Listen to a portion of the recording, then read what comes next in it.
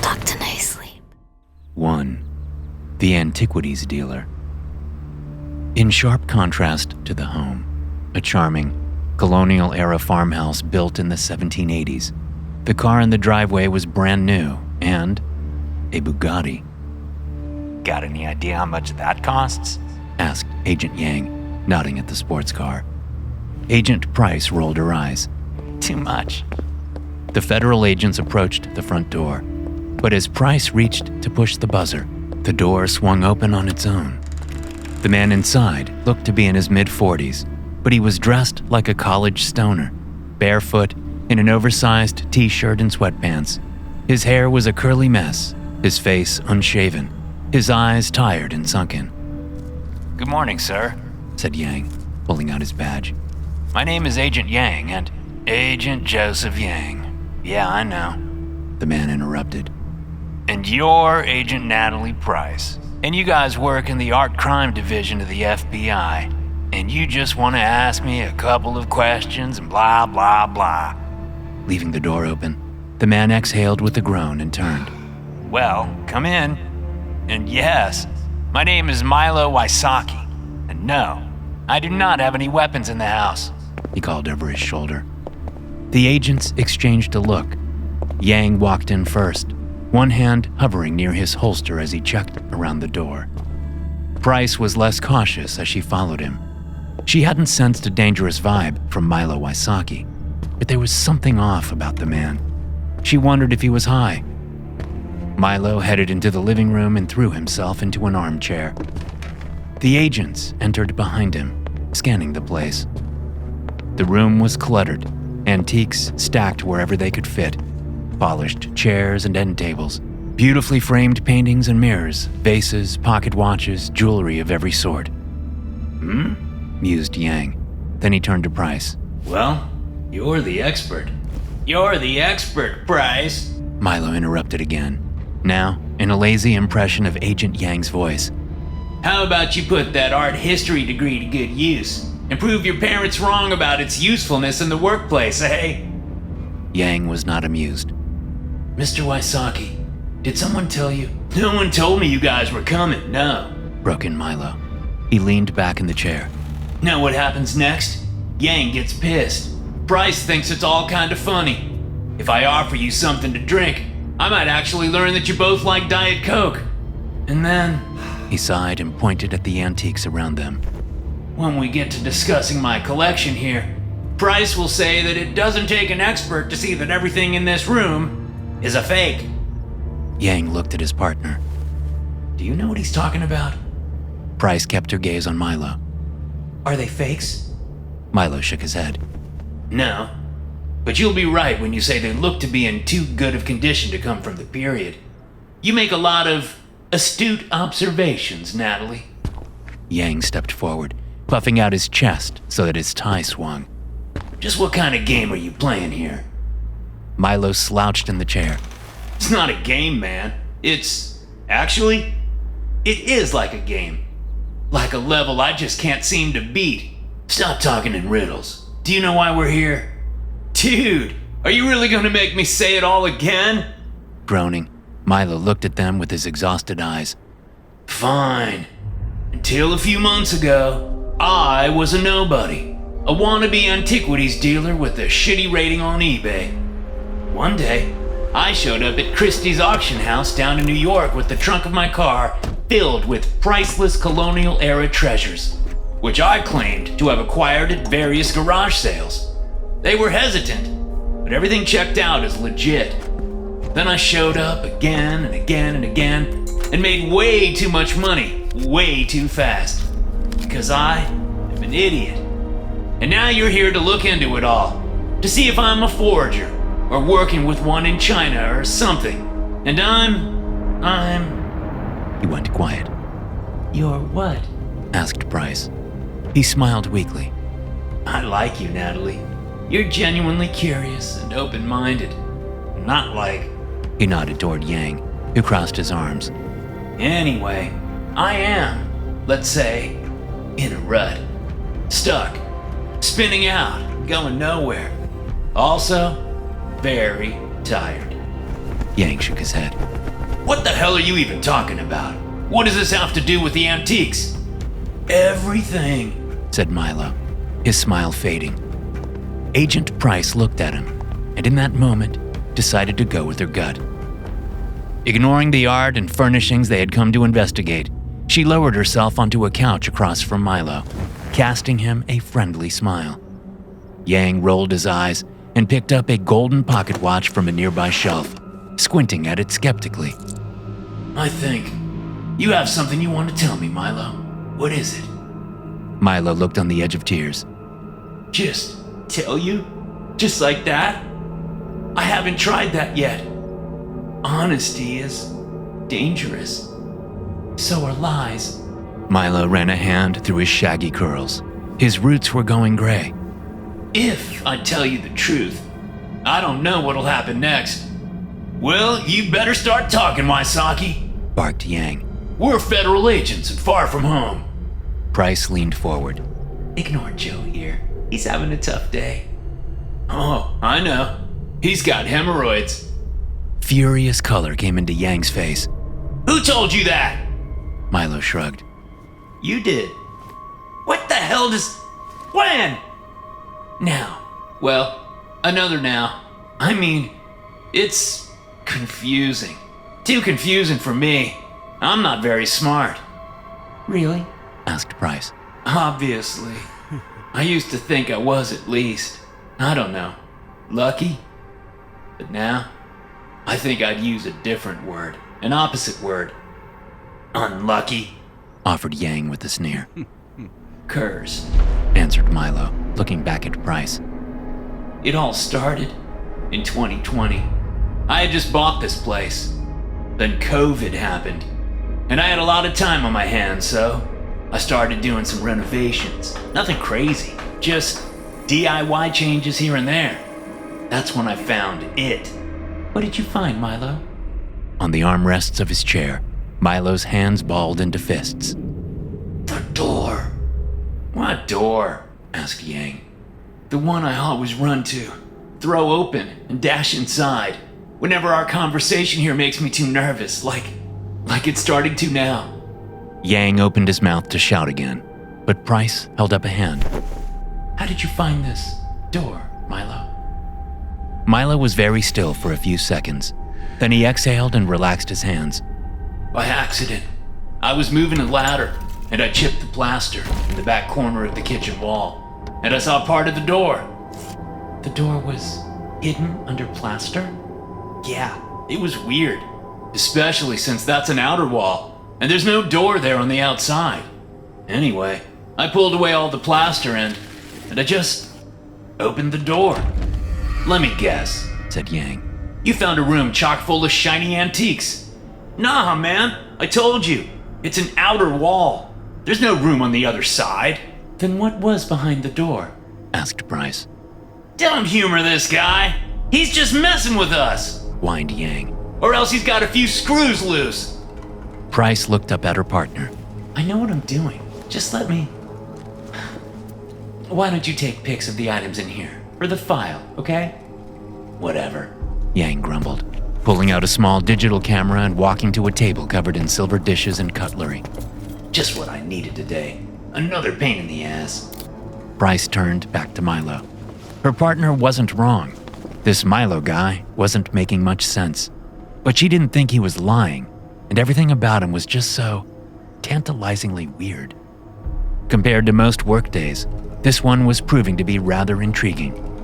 So, tell me, Milo, what did you see behind the door? A strange look came into his eyes. That's the thing. I didn't see anything. And I don't mean blackness. Black is just a model in the brain, same as all the other colors. But when we come face to face with true emptiness, it's beyond description, Natalie. No length, no width, no depth. Only... Milo went quiet again. Only time? Asked Price, her eyebrows arched. That's what you've been alluding to, isn't it? That you somehow went into the past and brought these items back here with you. And that you know what Agent Yang and myself are going to say before we say it because we've already had this conversation. over and over, maybe for centuries.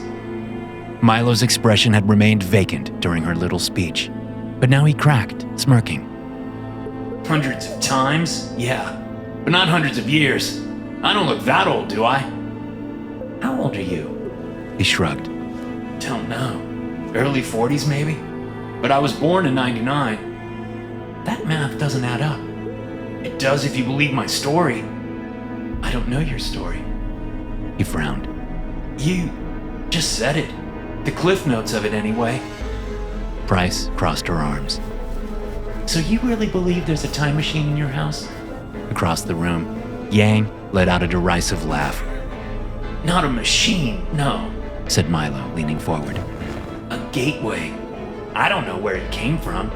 Maybe it was made by an ancient witch, or, I don't know, caused by an accident of some Nikola Tesla type's experiment gone wrong.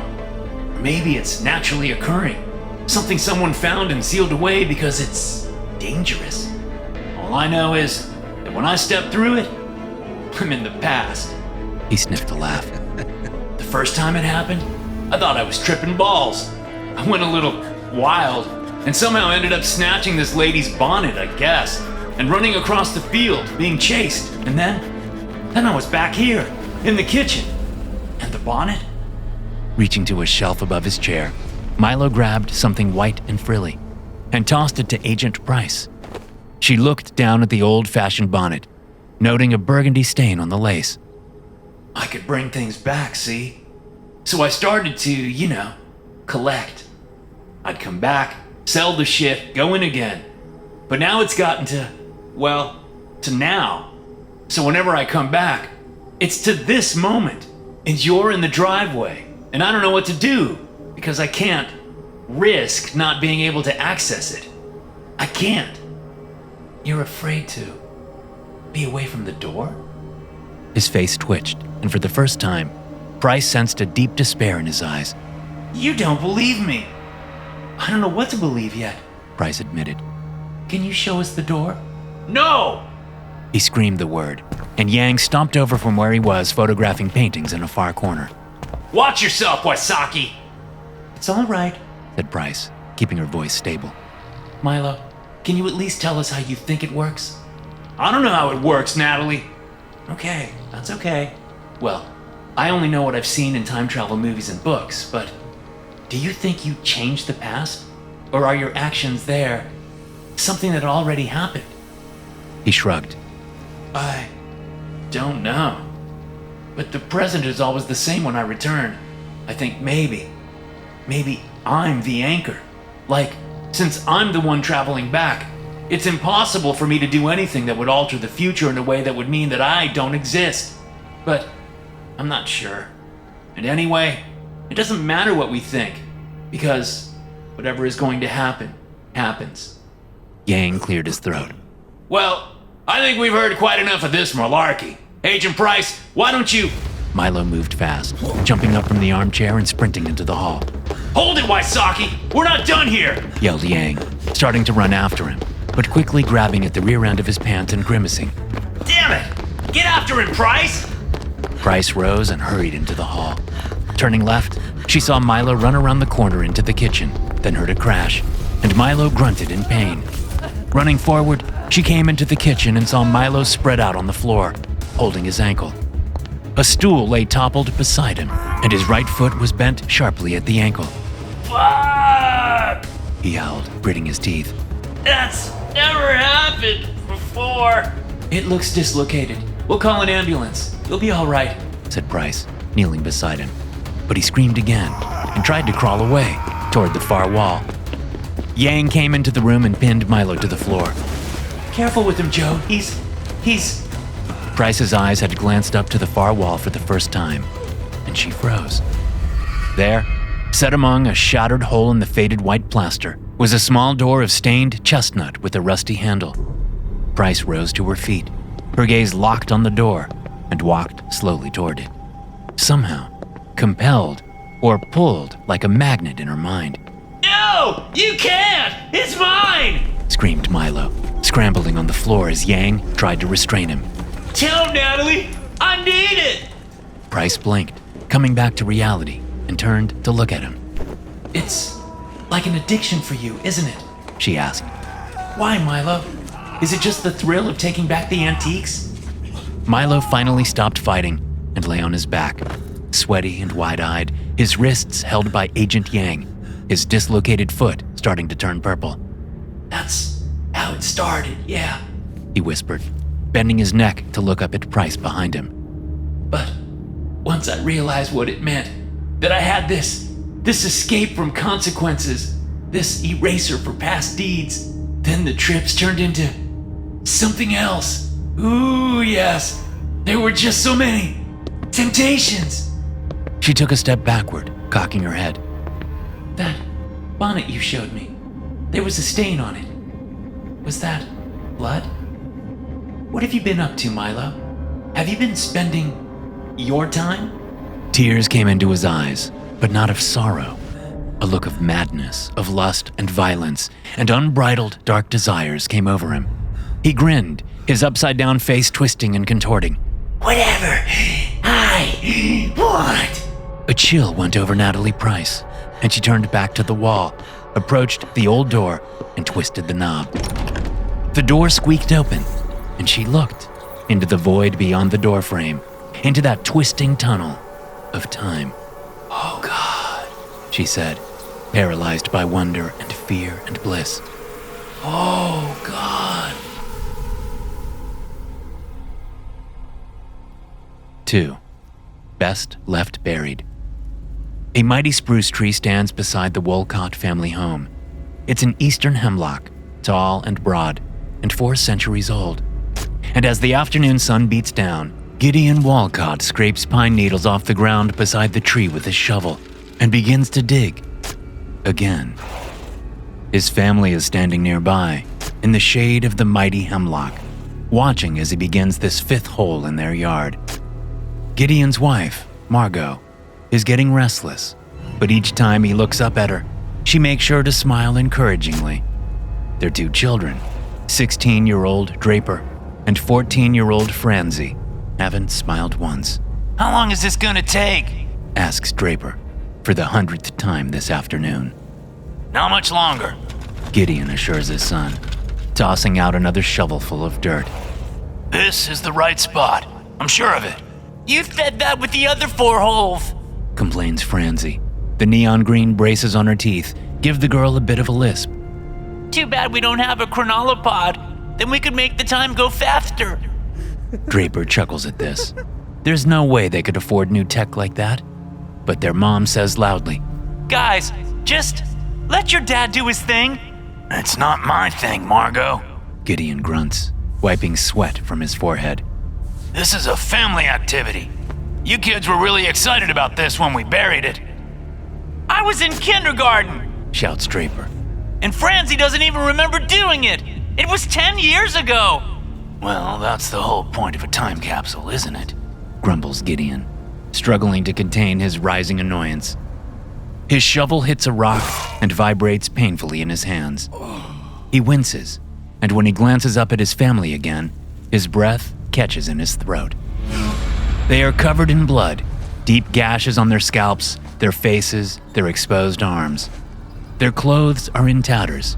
Margot, Draper, and Francie have become 3 upright corpses, watching him with their cold, dead eyes. Gideon shudders and looks quickly at the ground. Dad? Asks Francie, a childish fear creeping into her voice. Gideon swallows, then sucks in a breath. He forces himself to smile and raises his face to them. I'm fine, he says, looking from his wife to his daughter to his son. We're all fine. And they are fine. There's no blood, no wounds, no torn clothing. Because he hasn't murdered his family with the shovel. He hasn't murdered anyone. That mental image was just his mind playing a nasty trick on him. That's all. Why don't you take a break? Offers Margot with a concerned look on her face. I said, I'm fine. Gideon kicks the shovel into the dirt again. Draper lets out a long sigh. Why can't we just go inside while you look for it? Aha! Declares Gideon. You hear that? He taps the bottom of the hole with the shovel. It takes Gideon another minute to dig around the corners of the rectangular box. And when he finally tosses aside the shovel and holds up the aluminum cookie tin, he is panting and grinning from ear to ear. I told you I would find it! He holds up a hand to high-five the kids, and when they both refuse, Margot steps forward and weakly claps her husband's hand. All right, well then, Walcotts, the big moment has arrived. The teens exchange a look of unified resentment, and Margot says softly, Gideon, sweetie, I don't think you necessarily need to make one of your speeches right now. 10 years ago, he announces, and his wife's mouth tightens into a straight line. we sat you kids down at the kitchen table and explained how this family time capsule would work. You each chose items to place in the box. We all wrote letters to our future selves about what we thought the future would hold. Now then, who's excited to see which of our predictions came true, eh? No one, Says Draper. Dad, the 2050s have been hummed as wish. Gideon's smile falters. He turns to his wife. Does that mean good or bad? I really don't get Gen Gamma slang. It means boring, Says Francie. Now can we get this over with? The girl's words melt the glee off of her father's face. His brow furrows, his shoulders slump. He feels the elation of the moment slip away, leaving his mind dark and foggy and open to other thoughts. Margot takes the tin from her husband. I'll do it. Right then. Let's see what we got here. She pops it open, and the kids step forward to peer inside. Gideon watches them, standing next to the hole, his face beginning to twitch, as Margot pulls out folded letters, little stuffed animals, and assorted plastic toys. Wow. Says Francie, looking at a paper. Apparently, 4-year-old me thought the future would look like crazy scribbles in pink and black crayon. How exciting! Gideon's head jerks. His toes curl in his shoes. He can feel, in his mind, the sensation of his muscles spasming into action, reaching to the ground, snatching up the shovel. Hey, cool, Says Draper, taking the tin from his mom. I forgot I put Pokemon cards in here. This one might even be worth something now. That's nice, Drape, Says Margot, reading one of the letters. Gideon swallows and looks back at the ground. He can't help but hear the sound of the shovel as it swings through the air, the horrid crunch as its metal edge sinks into his wife's forehead, cleaving the skin, cracking the skull, sending bright red blood gushing down her face, and a hand lays on Gideon's arm, and he jerks backward with a gasp. When he looks up, he sees Margot standing in front of him, and both kids staring at him. Gideon, let's take a couple of deep breaths, okay? She tells him. I'm fine, dear. He lies, his gaze snapping down onto the shovel to make sure it's still there and not bloody in his hand as he fears. Sweetheart, I think you got excited about the capsule. And then with all the digging and attitudes, maybe you're just a bit overwhelmed? I'm not. He stammers. Then he goes quiet. Well, maybe I'm overheated a bit. Okay. Margot holds up the letter in her hand. You want to hear what you wrote 10 years ago? He nods, trying to smile. She begins to read the letter, his words in her voice, all about their darling little children, growing up so fast, and the stress at work, and the noise of the construction of that new government facility across the street. Gideon sniffs a laugh. And I hope that a decade from now, She reads. our family will be just as close and loving as ever, and that I will have finally taken Margot on her dream vacation to Bora Bora, and that my condition will be better. She lowers the letter. That's sweet. We haven't gone to Bora Bora, Says Gideon weakly. and I'm not, because people like me don't get better. Yes, they do. Margot tells him, stepping around the hole to embrace her husband. He hugs her back. They might never be cured, but they do get better. And you have gotten better. I've been hospitalized twice since I wrote that. That's 4 times less than the decade before. He holds his wife close, breathing in the scent of her hair. She's right. Outwardly, Gideon has managed to get better control of his purely obsessional, obsessive-compulsive disorder. But in his own mind, it is just as much an inescapable nightmare as ever. Pure O, as it is commonly referred to, is hell for those afflicted. Unlike conventional OCD, where inner fears manifest themselves in the form of outward rituals and repeated behaviors, pure O exists only in the mind, where unwanted and intrusive thoughts take hold and refuse to go away. In the tragic case of Gideon Walcott, it means he goes about his life overwhelmed by the feeling that he might, at any moment, snap and slaughter his beloved family. And every day, he must wrestle in his own mind, trying to convince himself that he has never, would never, could never hurt his wife or children, despite the many bloody visions that come to him, unbidden, day after day after day. He squeezes Margot against his chest, and looking down over her shoulder, his gaze fixes on the shallow hole he has dug. What is that? He asks, backing out of the hug and squatting to examine the hole. There's something else in here. Did we bury something else? I don't think so. Gideon reaches down, scraping at the soil with his fingernails. It's cloth, I think. Maybe a bag. It's probably just old garbage. Gideon grabs the shovel and, rising, begins to dig again, widening the hole. Can we go inside now? Asks Francie. Sure, sweetheart. Says Margot, looking from her kids back to her husband. Should I stay or? It's fine, Says Gideon, fresh sweat breaking out on his cheeks. I'll be in soon. I just need to figure out what this is. Okay. Margot and the kids go back into the house, leaving Gideon alone outside with his shovel and the mystery buried beneath their family time capsule. Dinner is almost ready and the sun is setting when Margot Walcott walks out the back door and approaches the old tree and the hole beside it. There's dirt and rocks tossed about, and the hole itself is much bigger than before.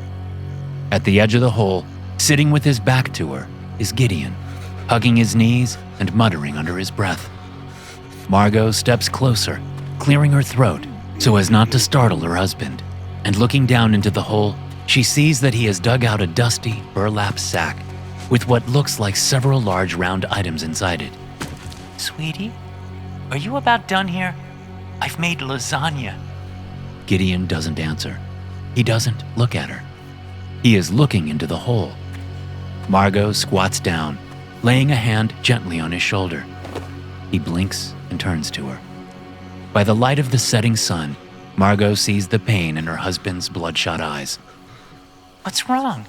I am going to murder you, Margot. Margot flinches. What? Jesus! You know you shouldn't. Damn it, Gideon! You can't say stuff like that! And I'm going to murder Draper. Stop it! And I'm going to murder Francie. Stop it! Right now! Listen to me. We're gonna take 10 deep breaths, okay? And then repeat your mantra and... Look in the bag. Margot takes a sharp breath to steady herself. She won't start crying. She can't let herself. Not when he's like this. You're giving in to the thoughts, sweetheart. They're trying to trick you. But you're in the driver's seat, remember? You've got the wheel. You're in control, not them. Gideon, are you listening to me? His expression terrifies her. He's smiling, not maniacally, but sadly. It's all in your head. Tears fall from his eyes. We were wrong. The doctors were wrong. My fears, Margot. They were never about some possible future tragedy. They've always been about the past. And the proof is in there. He raises one hand. His fingers are blistered and bleeding, and he points down at the burlap sack. Look, my darling, and behold, the inescapable. What is that supposed to... Sighing, Margot sits and swings her legs into the hole. She drops down. It's waist deep. She leans and fumbles at the burlap sack, looking for the opening, finds it, and pulls it open. What are... Oh, God! She lets go as if the cloth burns her fingers, scrunching up her face in disgust. Holy shit!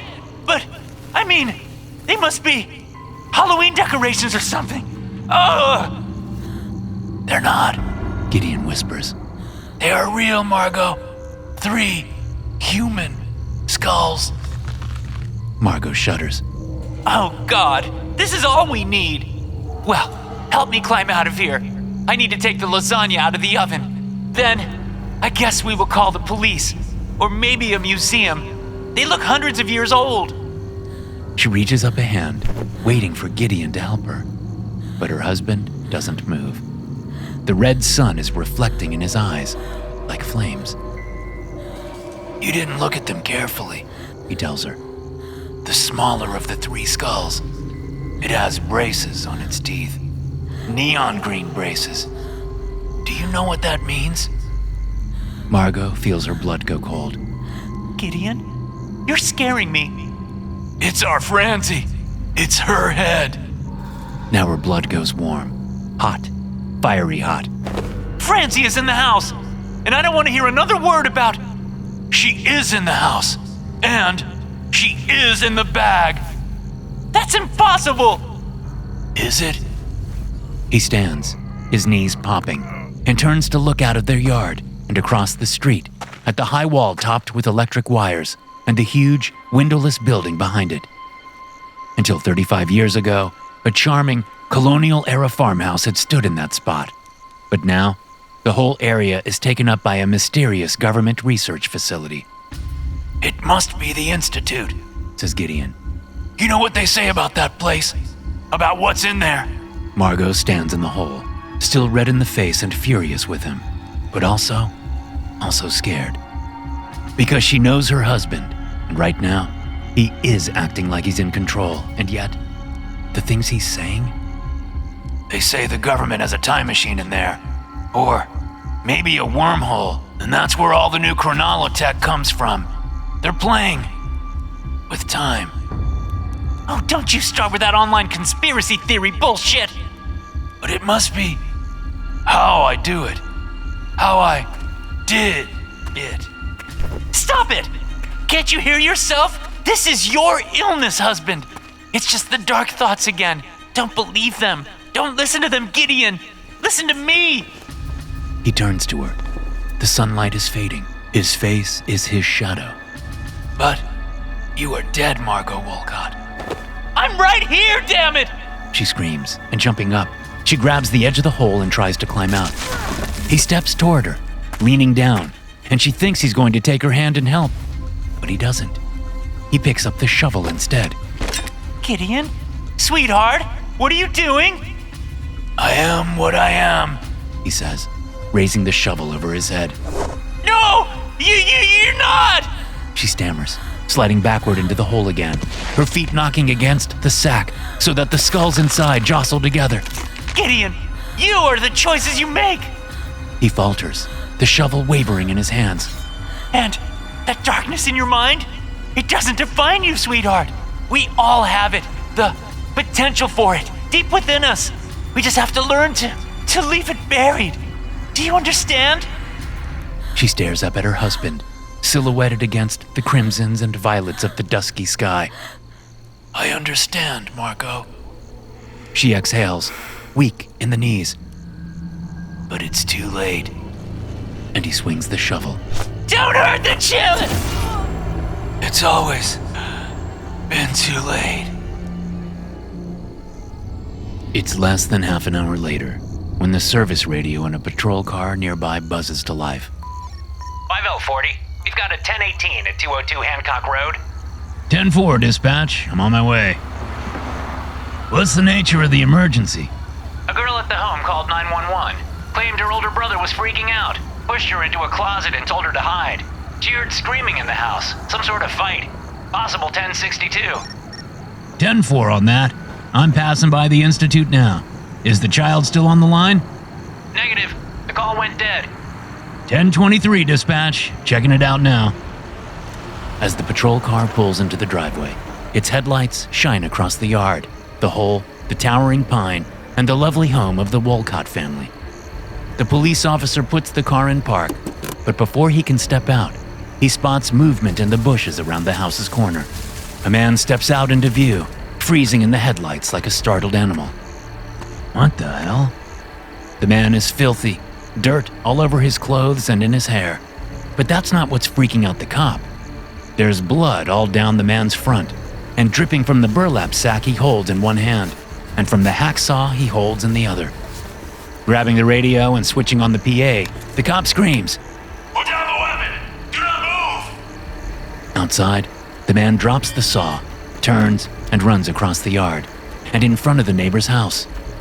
The cop throws the car back into drive and jerks the wheel, pulling out of the driveway after the fleeing suspect. 1033 dispatch! I need backup now! And send an ambulance to 202!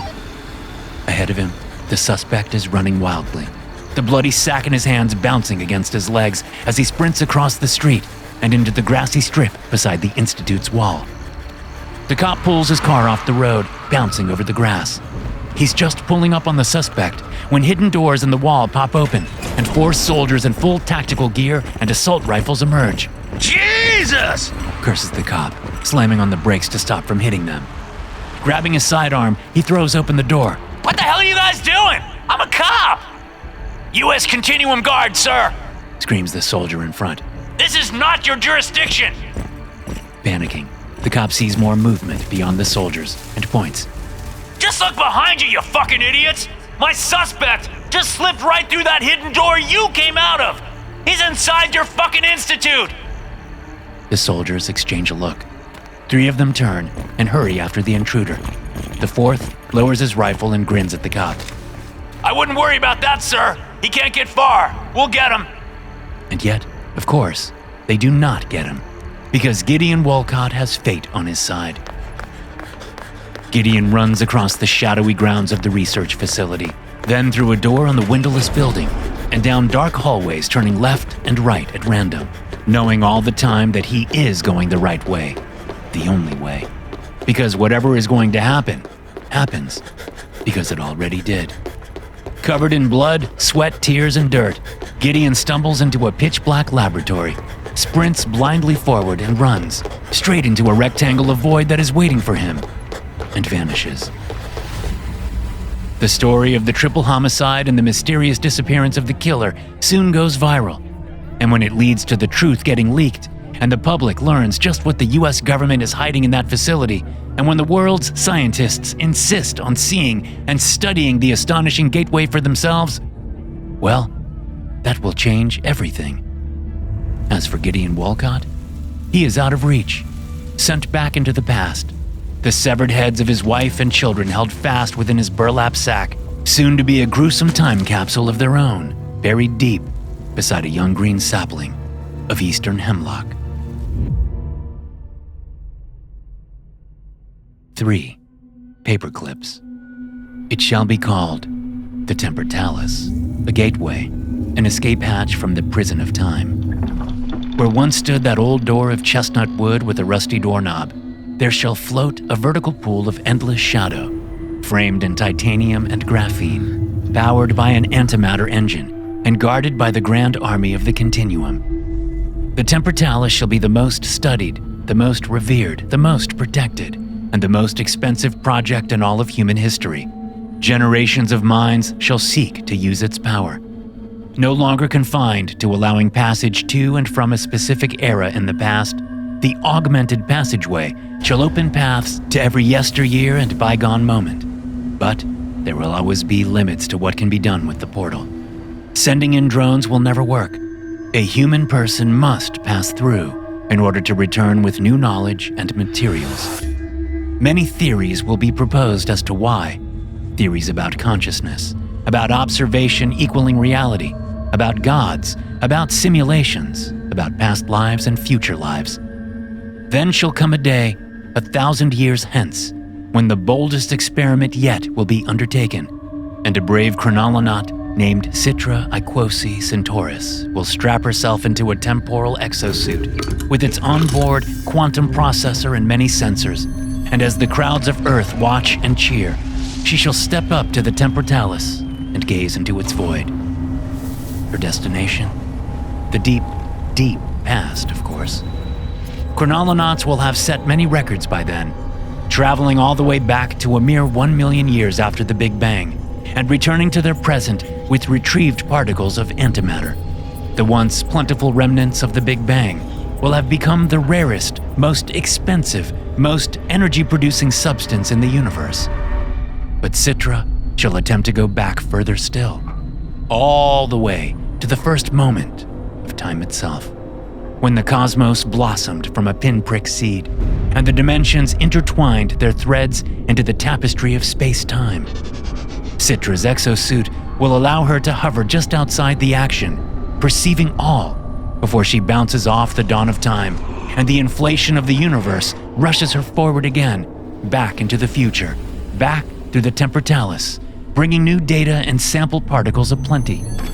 Citra shall be wise and learned, and as she prepares to depart, she shall know full well that the quantum mathematics and superphysics behind this venture will be sound, and yet, in her heart, she will have doubts. For this chronolonaut shall be a scientist by trade, but a skeptic by nature. She will recognize that just because the story science tells fits the evidence thus gathered, that doesn't necessarily mean it is accurate. And in this matter, her suspicions shall be justified. The world will watch with bated breath as Citra steps through the temportalis. The world will wait for her glorious re-entry, but in vain. For from that journey into the dawn of truth, there can be no return. Beyond the door, Citra shall fall, not through any space, but through time, rewinding the very flow of entropy. She is falling, tumbling through the events of her life, of the human race, of the earth, of the sun, of the swirling Milky Way. She fell, soaring toward the ancestor of all moments, which stretched before her like a glowing, rippling membrane of light. And as she reached that cosmic dawn, the membrane did not catch her. It did not bounce her forward again, as was planned. Instead, Citra pierced through it and flew on, dizzy and delirious, lost in a new world of pitch-dark light and shining shadows. When Citra awoke, she did not know where she was. She sat up, blinking, and saw that she was lying on a bed in a small room with white walls, floor and ceiling. There was a large window on one wall, through which she saw the outside world, only it wasn't her world at all. She rose to her feet and approached the window, hugging her arms about her chest as she peered out at a cratered landscape, a distant city of towers, and beyond a curved horizon, a vast expanse of luminous stars. Only, everything about the visual was off, reversed, light and dark swapped, like the negative of a photograph. Salutations, Citra Aquasi Centaurus, visitor from elsewhere. Citra turned, but saw no one else in the room. "Who are you?" she asked the empty room. "Where am I? What's happening?" We chose not to show ourselves to your eyes, lest the shock of our appearance overwhelm your senses. We would look quite different to you, as you do to us. "You speak my language?" We have learned it, yes, by analyzing the data in your suit's processor. What you are hearing now is a translation of our true voices. "Oh, and what is this place?" We built it for you. It is a place where the particles of your being can be safe. "Safe from what?" From the constituents of this universe. "This universe?" Here, the electrical charge of particles is the reverse of your own. Our protons have a negative charge, our electrons a positive charge, and so on. "Yours is a universe of antimatter?" Yes, and ours is a society vastly beyond your own. And yet, your arrival in our cosmos has been most fortuitous. For though we have long since cured our own mortality and seized control of all galactic superclusters to harness their power, still, We live always in fear of running out. Running out of what? Energy, of course. Stars are finite resources. Even black holes eventually spin themselves out. We have been searching for new fuels to power our eternal future. You have provided the answer. I have? But She moved back to the bed and sat, trying to understand. What resource had she brought with her? Time? No, not time. The Temportalis was a launching pad, not a vessel. matter, She said, thinking out loud. matter to you is like antimatter to us, right? Yes, studying you and your suit has enabled our machines to begin producing matter on a grand scale. Even now, the engines are at work, creating the fuel of our future. Creating matter. And tell me, what are these engines?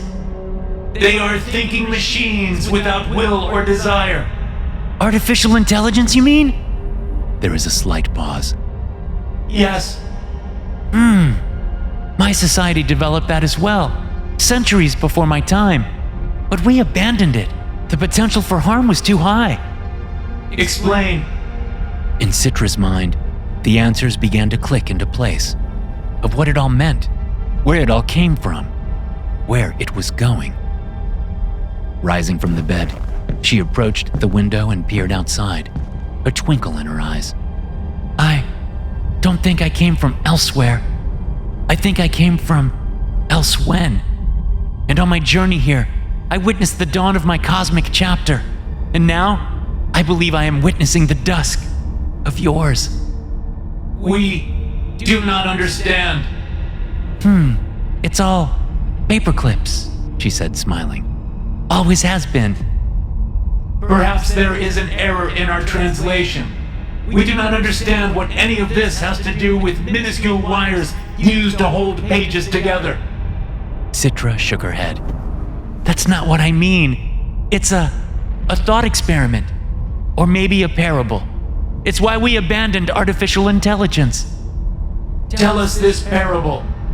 Okay, but if I'm right, and somehow I know that I am, it will mean that the eternal future you imagine for yourselves is impossible.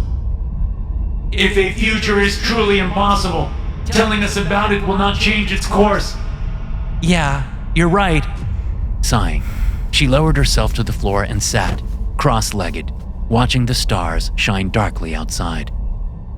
Pretend you have a factory that makes paperclips, and you direct an artificial intelligence program to maximize their production. At first, things go well, but then the program decides the workers in the factory are slowing things down, so it finds a way to kill them, and to kill anyone else that tries to stop it. Soon, it realizes that the more material it has, the more paperclips it can create. So it begins to dismantle the ground beneath the factory, then the mountains nearby, the cities, everything. Eventually, you and your kind have all been wiped out, turned into paperclips with the rest of your planet. But the program continues to follow its prime directive. It begins the next stage, creating movable, self-replicating paperclip factories able to traverse the galaxy, to land on every planet and turn their material into more paperclips. Then it finds a way to transform matter and energy at an atomic level, and it changes the stars too, and the whole galaxy, and every galaxy, until, one day, the whole universe is nothing but paperclips. She finished her parable, feeling strangely calm in the certainty of her conviction. This is a silly story. Yeah, it is, when it's about paperclips. But it's a true story. It's your story. And this is how it starts. For even now, your machines are manufacturing the very matter that my body will one day grow from. The particles your engines produce in your greed for an eternal existence will eventually be so plentiful that their charges will clash with the antimatter around them. And in that epic battle of physics, matter shall prevail. You and your cosmos will be erased, rewritten into mine. She nods to herself. So then, there never was any Big Bang, only a big swap. Antimatter for matter, light for dark, your world for mine, until I step through the temportalis and it all begins again. This is illogical. How would this model of the universe have originated? With the temportalis, She whispers, tears of joyous realization coming to her eyes. it must be the root of all things, all chapters, all storylines. It is the center of infinity, a mindless, desireless, unconscious engine that powers the eternal cycle. The tears fall onto her cheeks. The door, it's God. We do not like your story, Citra Aquosis and Taurus. She shrugged. That doesn't matter when the story is true. But why do you smile in the telling? If accurate, this means we shall all perish, yourself included. Oh yes, I will die, and I will be born anew. The chronolonaut gazed into the brightness outside the window, waiting on the edge of that mighty storm of cosmic transformation. For so it was, and so it is, and so it shall be again, one day, long, long ago. To hear more stories like this, be sure to hit subscribe and turn notifications on. I'll see you in the next one.